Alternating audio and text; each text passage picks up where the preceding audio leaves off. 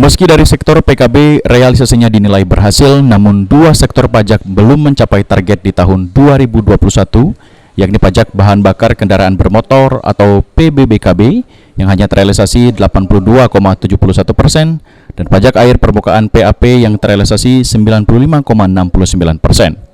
Selama pemberlakuan pembebasan denda pajak kendaraan bermotor dan denda bunga bea balik nama diklaim berhasil dan melampaui target dari tahun sebelumnya, yang juga diberikan pembebasan denda pajak kendaraan. Pembebasan denda pajak kendaraan tahun 2021, pajak yang terrealisasi dari pajak kendaraan bermotor atau PKB 1,50 triliun rupiah meningkat dari tahun sebelumnya 935 miliar rupiah. Sementara untuk bea balik nama atau BBN sebesar 957 miliar rupiah. Dengan meningkatnya realisasi pajak dari PKB dan BBN tersebut akan dilakukan evaluasi untuk program pemutihan pada tahun 2022. Harus ada evaluasi dari kementerian.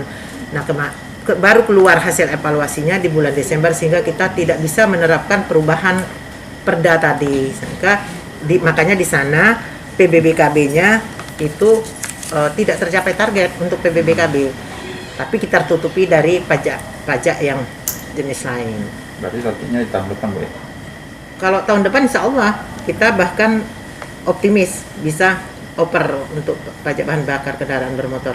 Kita akan laksanakan dimulai bulan Januari 2022.